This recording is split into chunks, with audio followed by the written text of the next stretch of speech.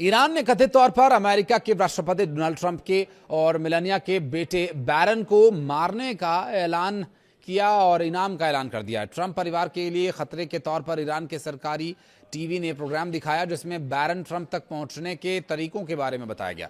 साथ ही उनकी हत्या करने वाले $10 मिलियन यानी करीब 95 करोड़ भारतीय रुपयों का ऐलान कर दिया गया है। और यह दावा ऐसे समय में किया गया जब अमेरिका ने ईरान पर नए आर्थिक प्रतिबंध लगाए हैं और इससे दोनों देशों में तनाव बढ़ गया है। दरअसल IRGC से जुड़े मीडिया की ओर से ईरानी सरकारी टीवी चैनल 3 पर दिखाए गए वीडियो में यह बताया गया कि बैरन ट्रंप को कहां और कैसे मारे। इसमें 20 साल के बैरन की गतिविधियों के बारे में जानकारी दी गई। क्लिप में दावा किया गया कि बैरन पर नजर रखी जा रही है। इसमें दावा किया जा रहा है कि एक लड़की सीक्रेट सर्विस की सुरक्षा को चकमा देकर बैरन के बगल में बैठ गई थी। ऐसे में उस तक पहुंचा जा सकता है। डोनाल्ड ट्रंप की पत्नी मेलानिया और बेटे बैरन को US सीक्रेट सर्विस से 24 घंटे सुरक्षा मिलती है और इस वीडियो में सुरक्षा से पार पाने का तरीका भी बता दिया गया है। वीडियो में दावा किया गया कि बैरन अपनी सुरक्षा से दूर Xbox पर वॉइस मैसेज और टेक्स्ट के जरिए बातचीत करते हैं। साथ ही वीडियो गेम और उनके दूसरे अकाउंट का पता लगाए जाने की भी बात कही जा रही है। ईरान के सरकारी टेलीविजन ने बीते महीने एक वीडियो जारी किया था जिसमें अमेरिकी फर्स्ट लेडी मेलानिया के बारे में बताया गया कि कैसे उनको मारा जा सकता है।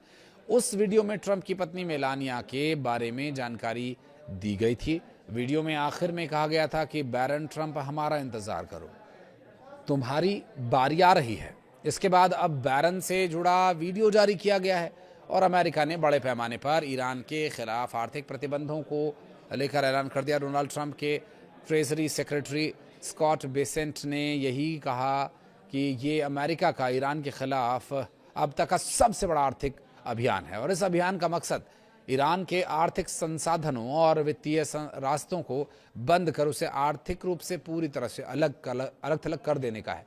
बेसेंट ने कहा कि अभियान का उद्देश्य उन सभी आर्थिक रास्तों को बंद करना है जो ईरानी सरकार को सहारा दे रहे हैं।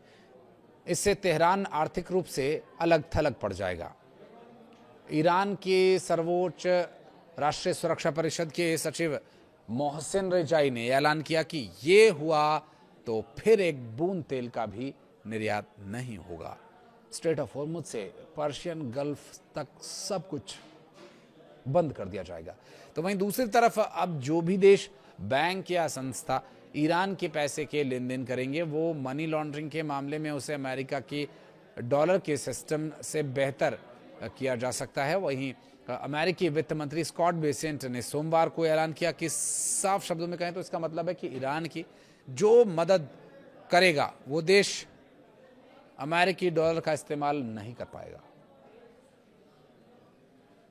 बेसेंट ने साफ शब्दों में कहा कि ईरान के लिए मनी लॉन्ड्रिंग करने वाले किसी भी संस्था को अमेरिकी डॉलर सिस्टम से बाहर कर दिया जाएगा। उन्होंने यह भी चेतावनी दी है कि कार्रवाई का समय शुरू हो चुका है। अमेरिकी वित्त विभाग ने ईरान की अर्थव्यवस्था से जुड़े 5 अहम क्षेत्रों के कई कार्रवाई इन पर की है और इनमें डिजिटल संपत्ति, तकनीकी और सोना, विमानन और समुद्री परिवहन शामिल है। अगर कोई देश या संस्था इस क्षेत्र में ईरान से लेन देन रखेगी तो उसे अमेरिकी प्रतिबंधों का सामना करना पड़ेगा। ईरान इन क्षेत्रों का इस्तेमाल अपनी कमजोर होती अर्थव्यवस्था को और मजबूत करने के लिए कर रहा है। अमेरिका और ईरान के बीच तनाव के चलते स्ट्रेट ऑफ हॉर्मुज एक अहम मुद्दा बना हुआ है। दुनिया के तेल कारोबार का ये एक बड़ा हिस्सा है और इसी से समुद्री रास्ते से यहां से तेल होकर गुजरता है। ईरान के साथ युद्ध को 6 महीने हो चुके हैं। इस समुद्री रास्ते को फिर से खोलने को लेकर बातचीत अटकी हुई है। यही वजह है कि अमेरिका की आर्थिक रणनीति में तेल, जहाजरानी और वित्तीय लेन देन को निशाना बनाना बेहद बड़ा कदम माना जा रहा है। दिलचस्प बात यह है कि अमेरिका ने चीन के बैंक को भी चेतावनी दी है।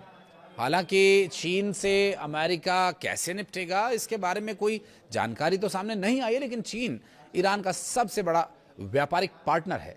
बेसेंट ने कहा कि ईरान के साथ कारोबार करने वाले किसी भी संस्थान को अमेरिकी प्रतिबंधों का सामना करना होगा। कोई भी जो भी साथ देगा ईरान का। नई पाबंदियों का सिर्फ कंपनियों पर ही नहीं, अमेरिका ने साफ किया कि बड़े वित्तीय संस्थानों पर भी असर होगा और जो भी मददकर्ता पाया गया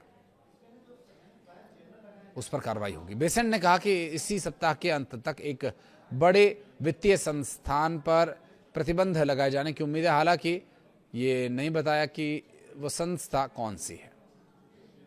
आप गेस कीजिए कि वो संस्था कौन सी हो सकती है और क्या चल रही है इस वक्त रणनीति। इस बारे में कुछ और डिटेल्स के साथ फौरन होंगे हाजिर। फिलहाल इस वीडियो को यहाँ तक देखने के लिए आपका बहुत बहुत धन्यवाद। कुछ कहना चाहें तो कमेंट सेक्शन में ज़रूर बताइएगा।